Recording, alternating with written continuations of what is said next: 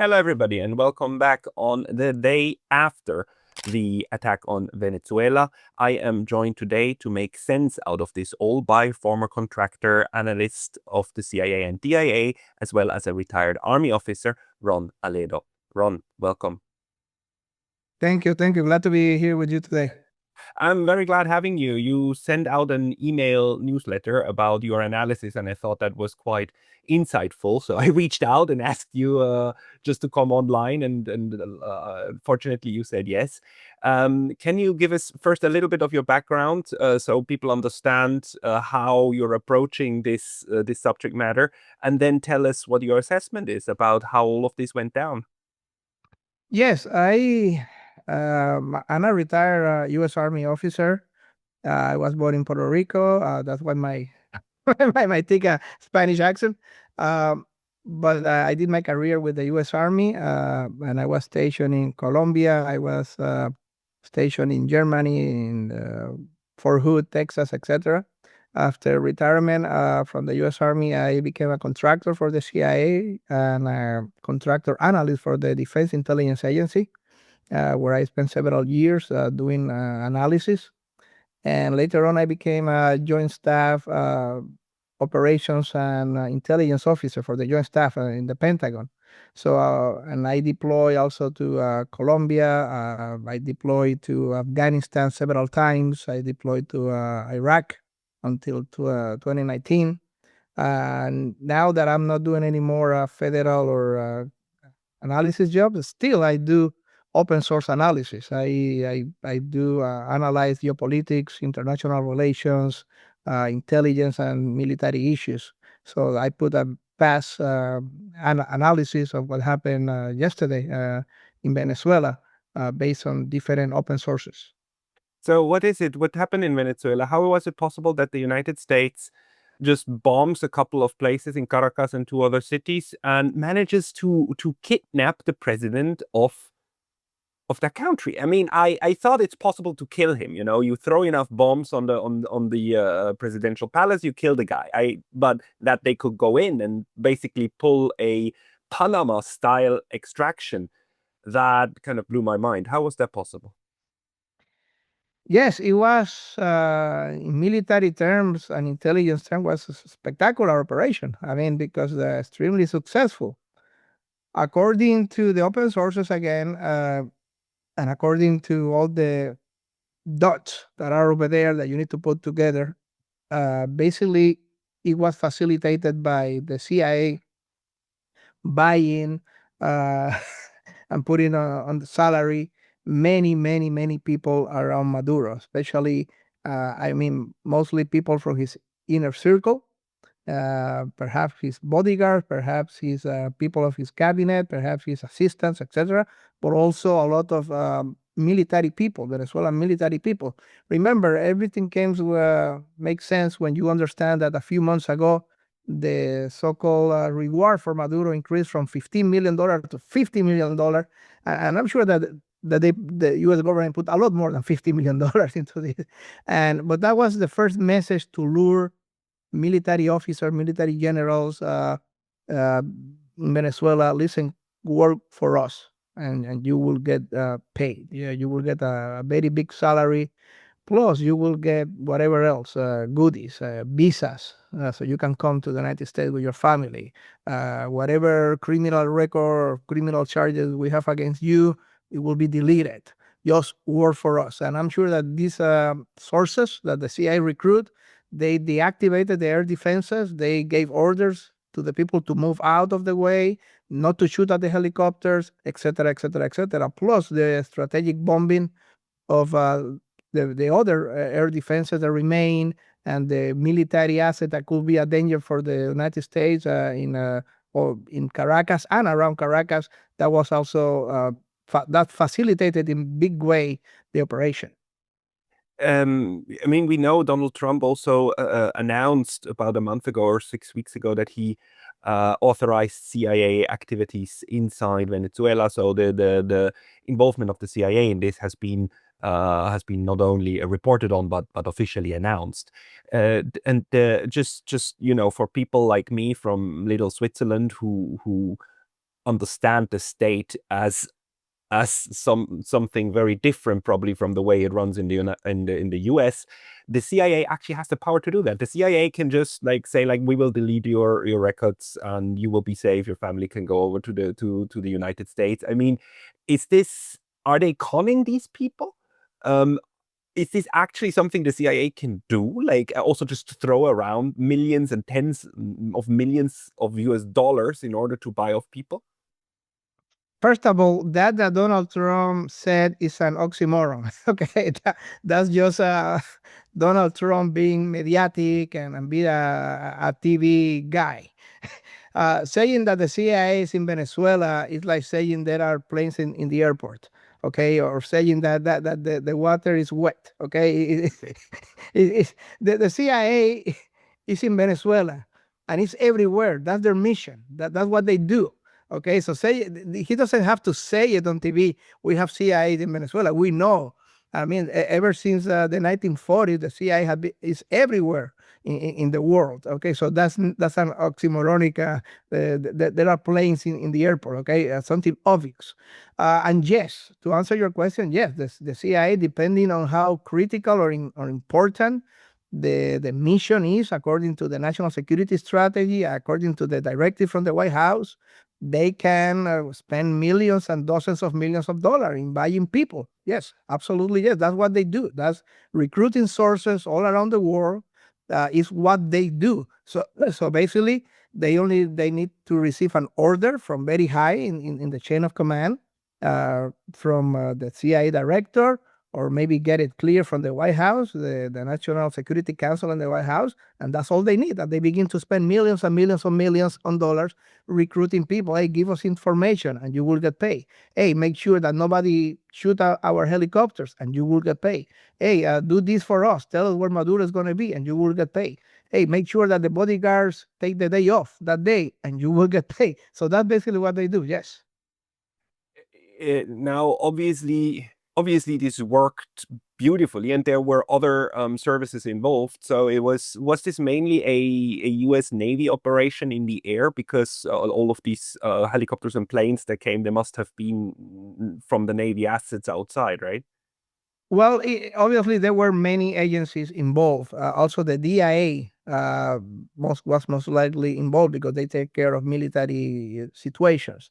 And obviously, all the intelligence assets of the U.S. Navy task force that is in the Caribbean waters, they were active. The NSA for sure was active.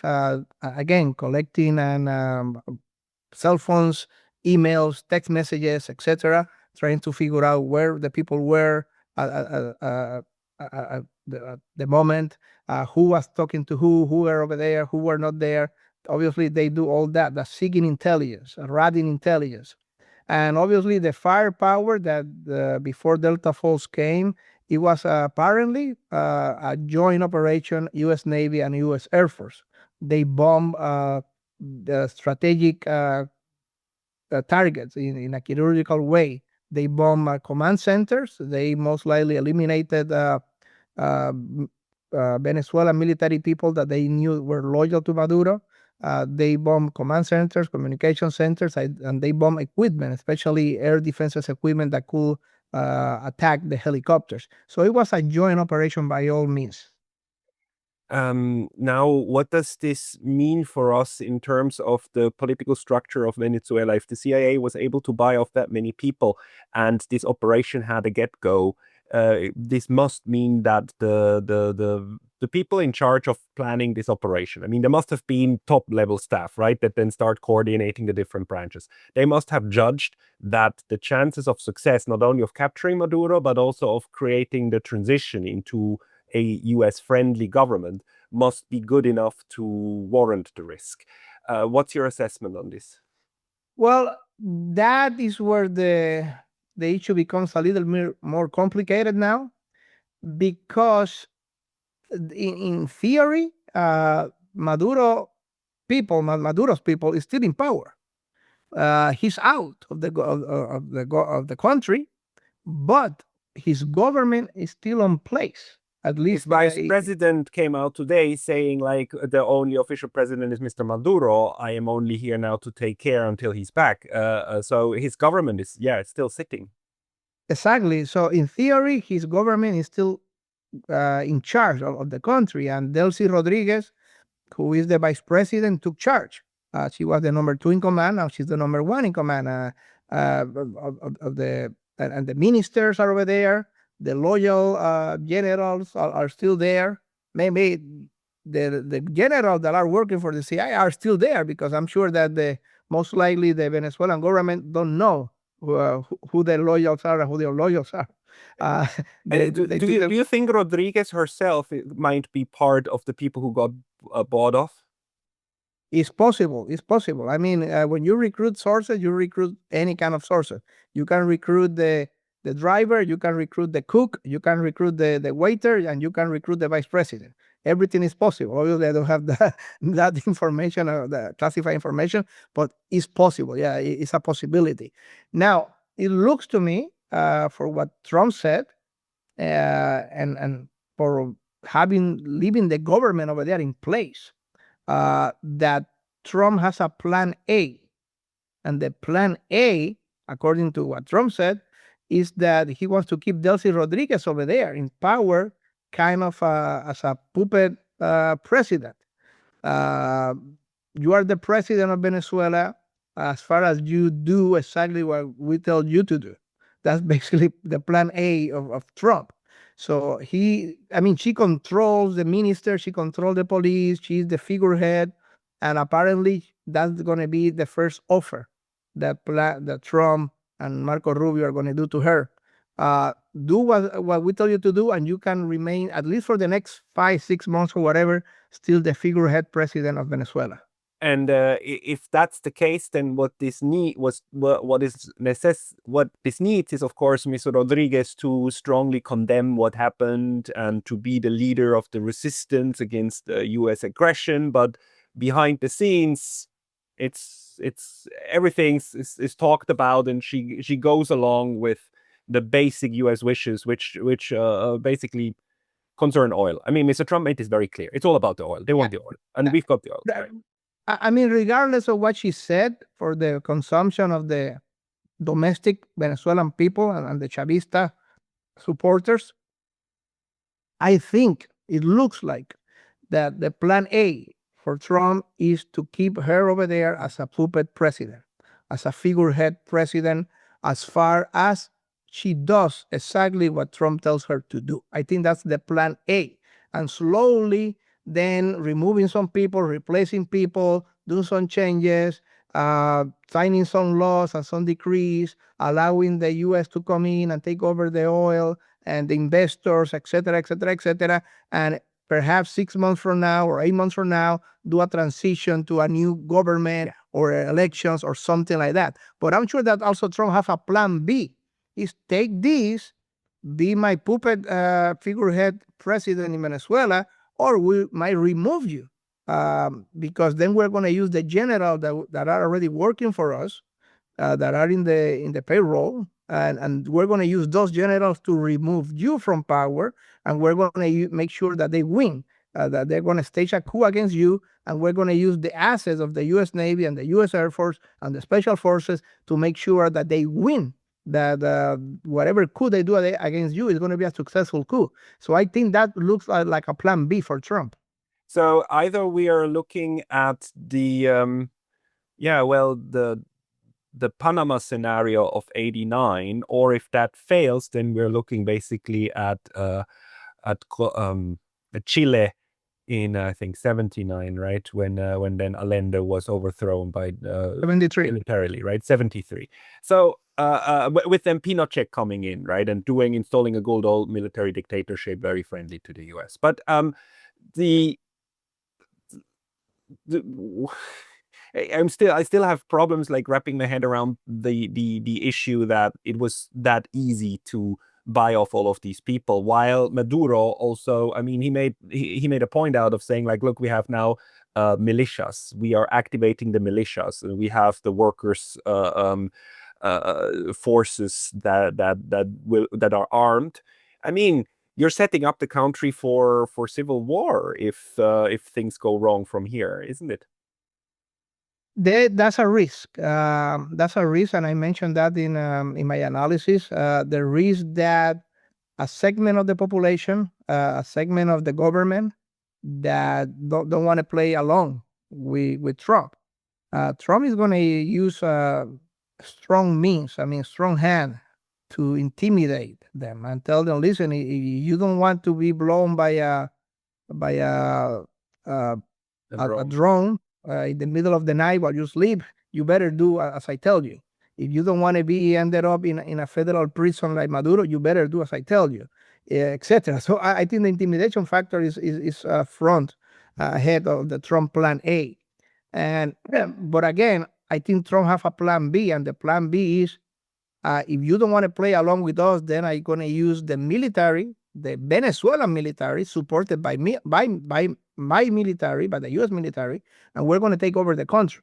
We're going to do a coup scenario.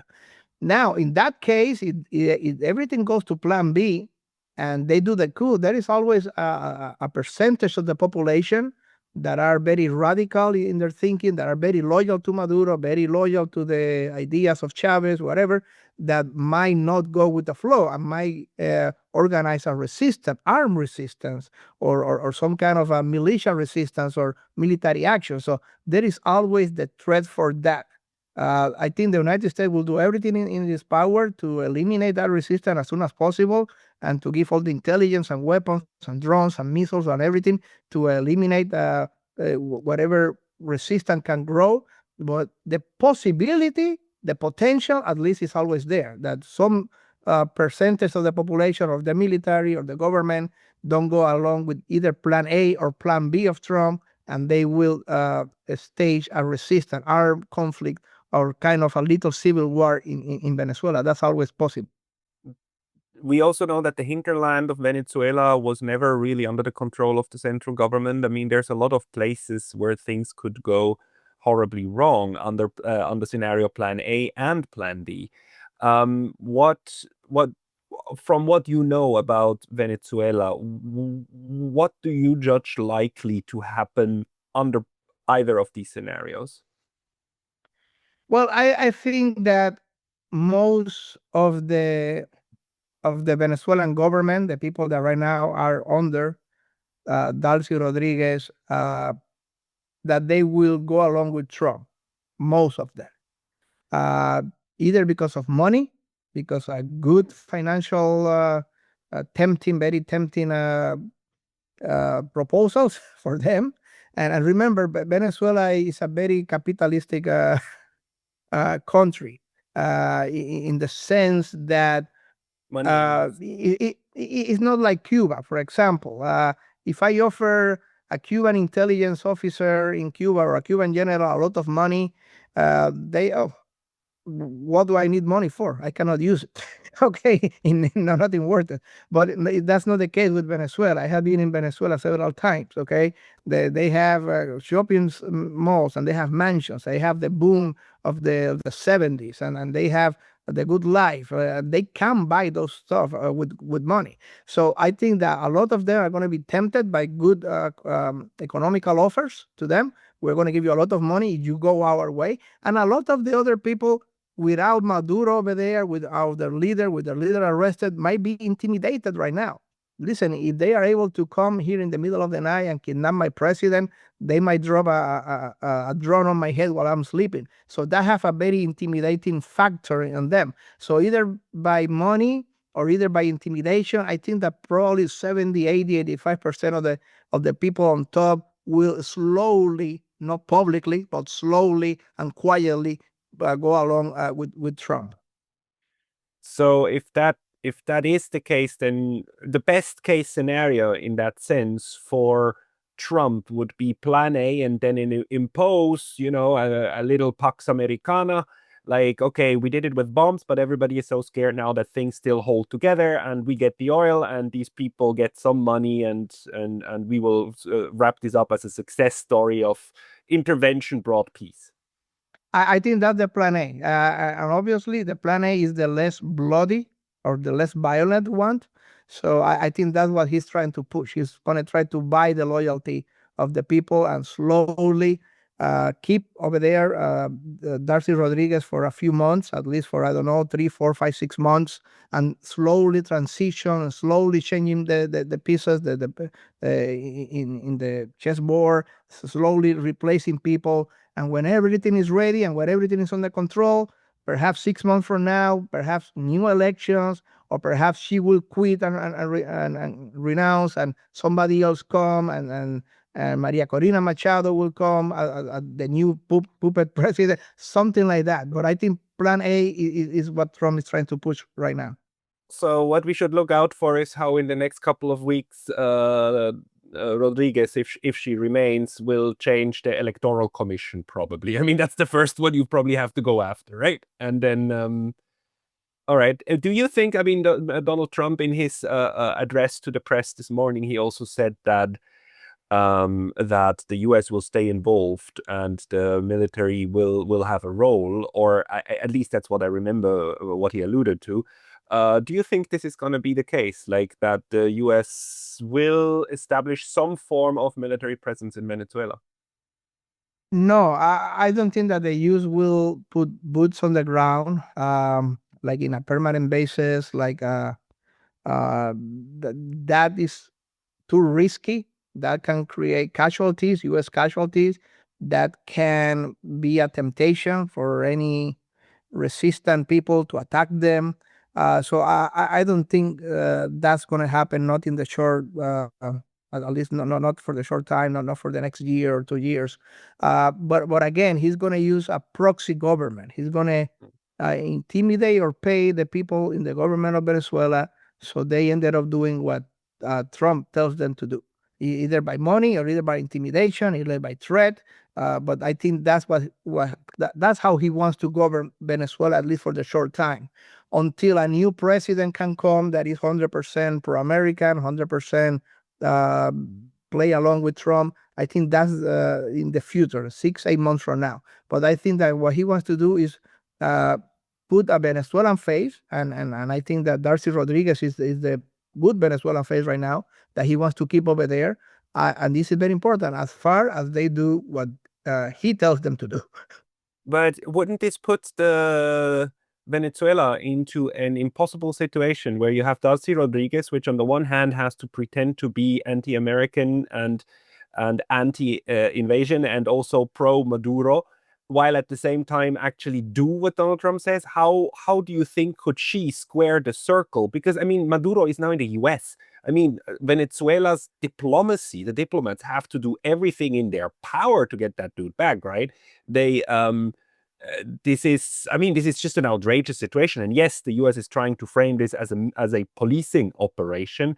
Law enforcement went in and now is bringing the criminal to justice. This in and of itself never flies under international law, under no circumstance. Of course, the US and Europe will try to pretend that it flies, but it really, this doesn't and won't. And the Venezuelan diplomacy will have to bring a case against India in the International Court of Justice and in the United Nations. So how do you judge this dance to be possible for somebody like Rodriguez if that's actually the side that she's on? Yes, that's a very hard situation. She will need to be very careful with her statements and her actions, and do perhaps one very loud and the other one very quiet. And again, slow transition is what she needs to do. It's not a radical transition, but something slow, uh, law by law, decree by decree, change by change, replace a minister by minister. Something that at the end give Trump what Trump wants, and Trump wants the oil. That's it. I mean, he wants to invest in Venezuela, and he wants to have the indirect control of the Venezuelan oil. And again, yes, this is all about regime change. This is about putting a government that he can easily manipulate and control.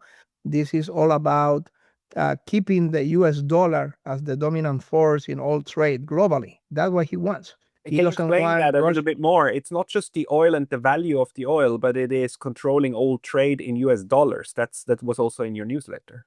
Yes, Russia and China have been trying for almost for several years now, but mostly after the 2022 invasion of Ukraine, um, that to slowly push the BRICS into into changing the way they do business with oil, international trade with oil, and replacing slowly the US dollar with the Chinese yuan. So that's basically what they're trying to do. They're trying to, hey, let's gonna move away from the dollar. Let's gonna do transactions in the Chinese money.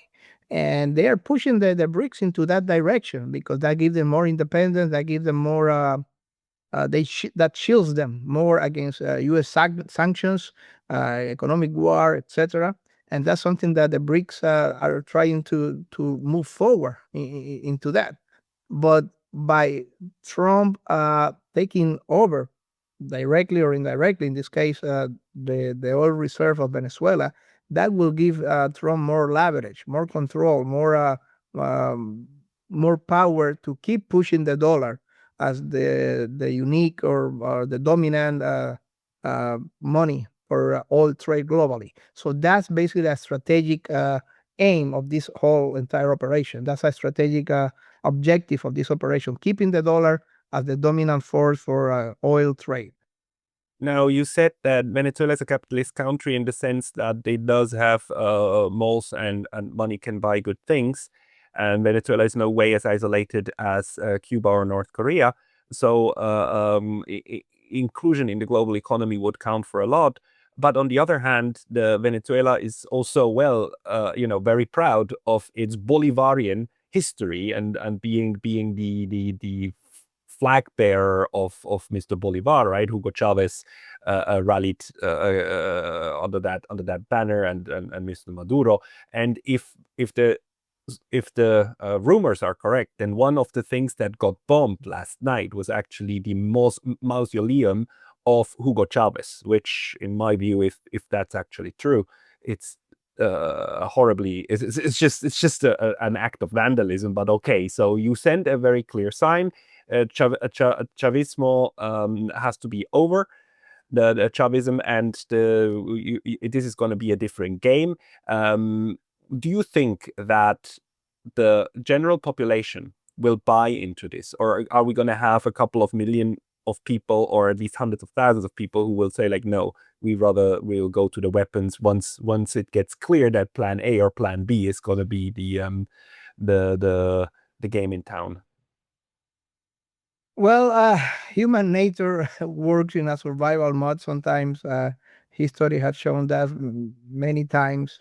And once the most of the people know that their survival, their economic future, or whatever, going in supporting the new government, and the jobs are coming, and social assistance is coming, money for food, and money for gas, and money for whatever is needed is coming by supporting the government.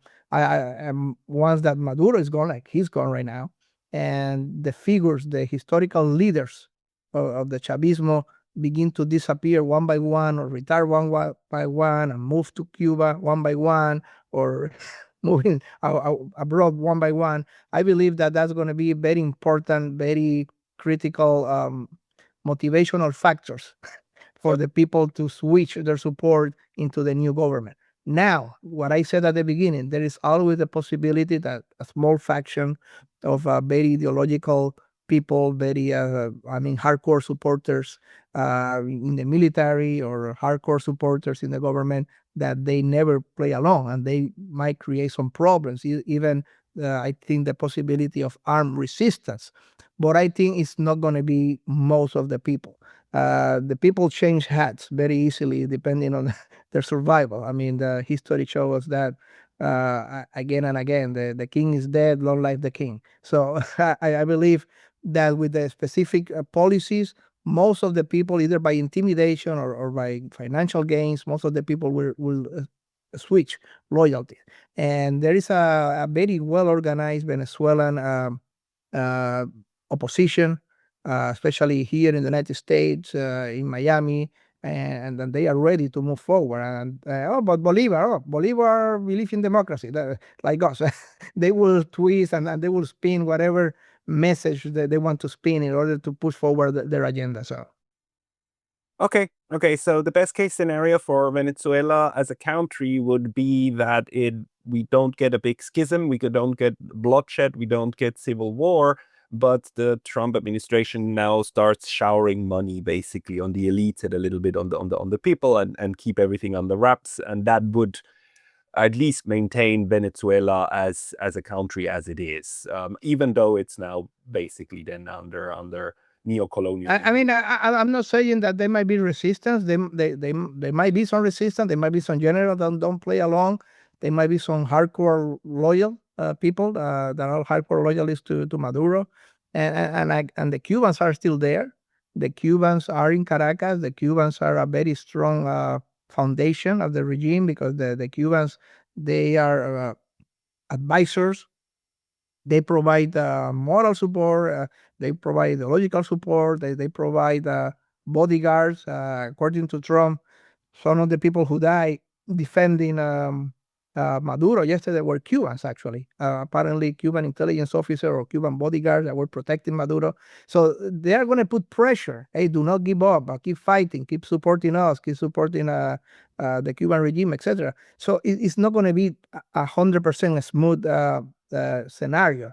But again, when I believe that because of the quantity of money that the United States is going to invest on this, and the quantity of money that they are going to use to buy loyalties, and the intimidation factor, once they already took out the president, now they are going to begin to take out the different the minister of interior, perhaps the minister of defense, perhaps they are coming in the next weeks. And once the Chavismo see themselves without leaders, without a person that motivates them to fight and to rebel and to struggle, most likely there is a big chance that they will slowly go and play with Trump's plan. He said today in the press conference, if you are a Chavista and you are loyal to Maduro, you should be scared. You're not having a bright future. So he launched a threat, a direct threat today during the press conference. So I think that's very real. One more question about the broader implications. I mean, this, whether successful or not, this has obviously huge signal effect on everybody else in Latin America, right? How do you think the rest of the region will take this? Will this be, Donald Trump wagging his finger saying this can happen to anyone? Watch out, Brazil. Watch out, Colombia, and everybody is going to get scared and basically stop the opposition, stop the BRICS, and so on? Or is it going to do the opposite in your view?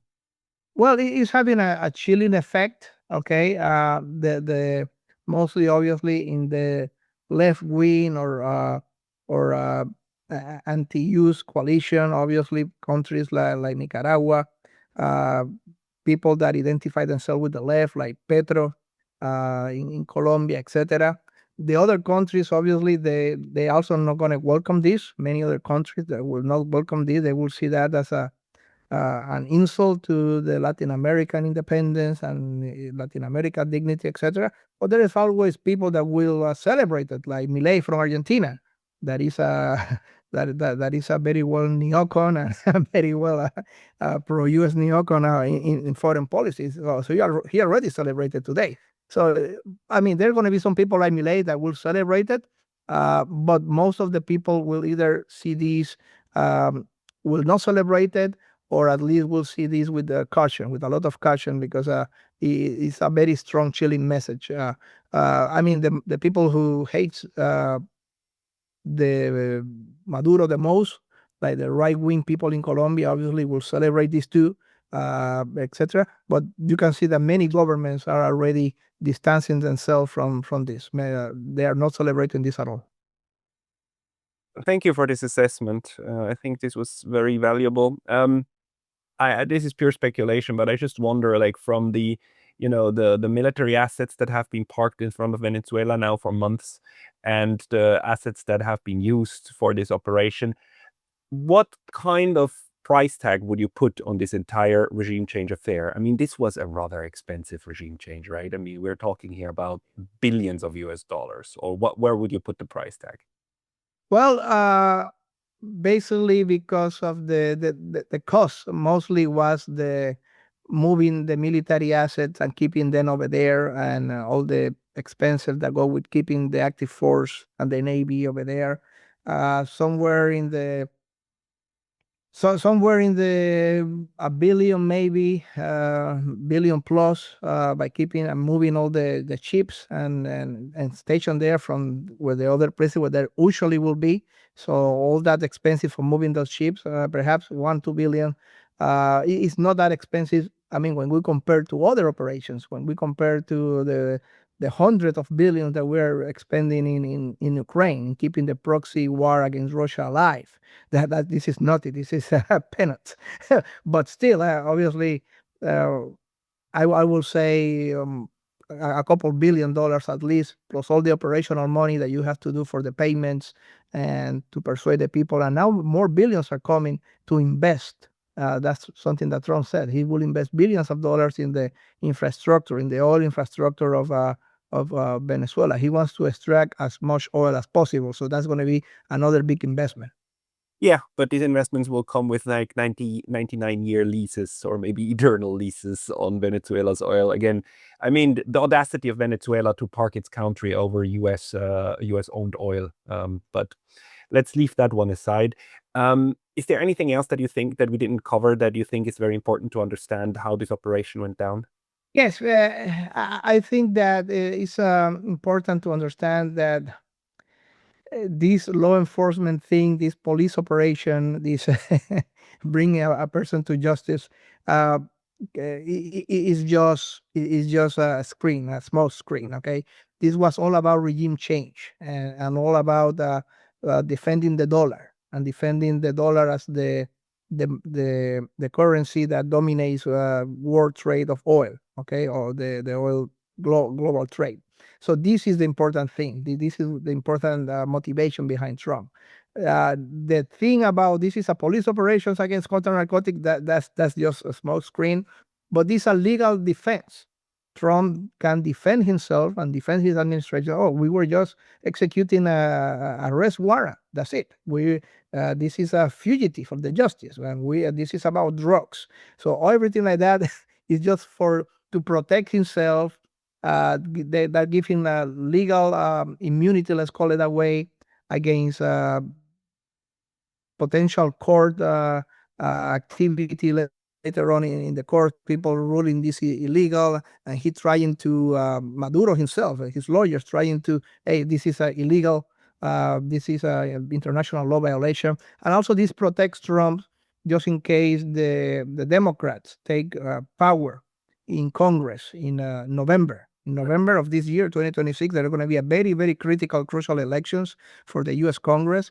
And if the Democrats take over the House or the Senate, Trump is going to be in trouble, in a lot of trouble.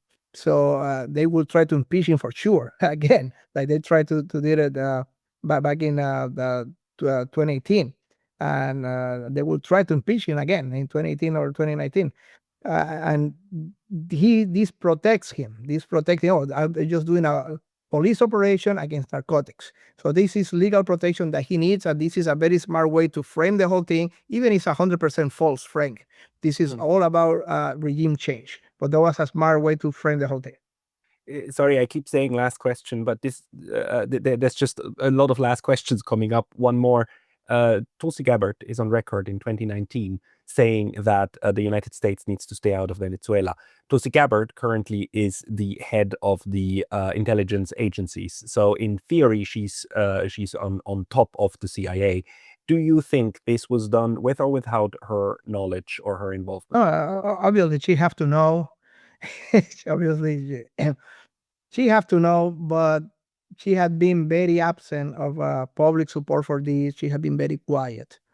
You need to understand ODNI, the Office Director of National Intelligence, is while he have real power of coordination, they coordinate the different agencies. in real life, they don't have operational power. The real operational power still reside within the CIA, and the CIA have a direct communication line with the president, with the National Security Council, etc. So DONI is, I'm not saying that it's a nominal position, but it's not the operational ruler. Let's call it that way. The operational, it doesn't provide the operational directive. That's the CIA who does that. I mean, when I was doing intelligence analysis, I have to follow the ODNI standards for analysis, and I have to follow the ODNI rules for coordination with all the different agencies. Every time that I wrote a paper, I have to coordinate with other agencies, etc. But again, in the operations, is the CIA who have a direct link to the president, a direct link to the national security advisor. That in this case is also Marco Rubio. Marco Rubio is acting as a national security advisor. Uh, so basically, what what I believe, this is a speculation from my part, but what I believe is happening is that she's remaining quiet because she's not enthusiastic about the neocon agenda. She wants to keep her job. Yeah. She wants to be the ODNI, and she wants a political future within the Republican Party. So she's not going to openly contradict Trump, and she's not going to openly say, "Oh, I am against Trump, and I think Trump did a mistake, and Trump did a error." I don't think she's going to do that because she knows she's going to be fired, and she's going to have trouble resurrecting her career by 2028, etc. But I think she's just keeping quiet. Uh, Let Ratcliffe do whatever he wants to do. The CIA director, I'm staying on my lane here quietly. I just keep doing other stuff, and she doesn't want to have the cameras on her supporting this. I think she's content with just being quiet and doing her job without taking active involvement in the operation. So we can say with pretty high certainty that when it comes to Venezuela, the neocon faction inside the Trump administration won out. Rubio, for sure, and the non-neocons, Vance and Gabbard, are basically parked on the sidelines and are probably going to try to survive this somehow for their future careers, because both of them are young enough to have future careers, just like Rubio has a potential future. Yes, I mean. Obviously, they will not contradict Trump, or maybe they will, like Vance did. Vance said a very quiet Twitter post. Oh, Maduro was a very bad guy and a narco terrorist, and that's it, quiet. But he was not in the press conference today. He doesn't want to be the face of the neocon agenda. He doesn't want to be the face of the regime change agenda. He remember. Bands have always been tendencies, always have tendencies of paleo-conservative tendencies that push it more into the isolation policies. He said many times that I don't care what happened to Ukraine. I care what happened to Ohio. I care what happened to Wisconsin. I care what happened to Pennsylvania. That's my people. That's what I need, what I care for. So he doesn't want to be the change of the foreign policy neocon agenda. Rubio, by the contrary, he's happy with being the face of the neocon agenda. He always has been, and he's going to push for a very neoconish agenda. And remember, Rubio wants to be vice president, at least vice president in 2028. So he's going to push for a very protagonism, but for a lot of protagonism in these actions, because then he can present that to the neocons of the establishment of the Republican Party. Look, I did this. I'm the force behind this. I deserve to be at least vice president. So that's most likely what is going to happen, what we can expect for 2028. Is there any kind of Zionist agenda also involved in this, or is this purely something Latin American? I mean, because like Machado was on record last week saying, like, if I come to power in Venezuela, then I will relocate the Venezuelan embassy to Jerusalem. Do you see any kind of Israeli play here going on as well? Well, Israel supports this, obviously, because Maduro was a very unfriendly government to Israel. So they see this as a positive step. And Venezuela, Maduro had a very good relationship with Iran. So if they can cut Iran from having relationship, that also benefits Israel. So they will be happy with this, obviously. They will not do any protest against this. I don't see any real forward involvement, but at least they will be happy with this regime change, of course. Is there any kind of connection thinkable that, first you take out Venezuela and then you go straight to Iran, because in Iran things are boiling as well, and Bibi Netanyahu was in Washington just a week ago, right? No, less than a week ago, 4 days ago. Can in your mind there be any kind of operational connection between these two theaters? I don't think there is a direct connection, but I do think that the United States will prepare for strikes against Iran very soon. Remember Netanyahu with the attacks he did to Iran a few months ago. He wanted regime change in Iran. That was his goal. It was not just to destroy whatever nuclear program Iran has or anything like that. He wanted regime change. He wants to put, I think, the son of the Shah, with the help of the United States, to come back and make another neocon government over there in Iran, and completely end the threat of Iran, or the perceived threat of Iran that Israel has. That was his goal, his strategic goal, and he failed.